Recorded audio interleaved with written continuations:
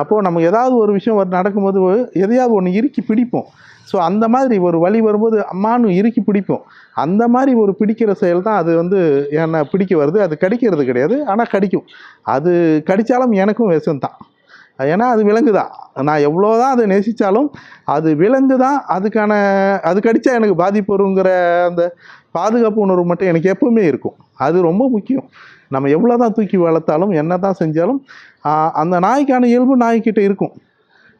நான் மனிதன் அப்படின்ற மாதிரி அதை ஏற்றுக்க முடியாது. ஸோ அப்போ அதுக்கிட்ட நாம் செஞ்சாலும் சில நேரங்களில் பாதுகாப்பான உணர்வோடு இருக்கணும். ஸோ அப்படியே அந்த நாய் கொஞ்சம் கொஞ்சமாக வைத்தியம் பார்த்து அது படிப்படியாக குணமாயிட்டு வந்துருச்சு. குணமாகி இப்போ நல்லா ஆயிடுச்சு. நல்லாயிட்டு மறுபடியும் அது இப்போ சந்தோஷமாக இருக்குது.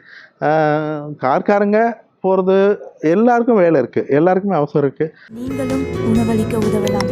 Please help us to feet.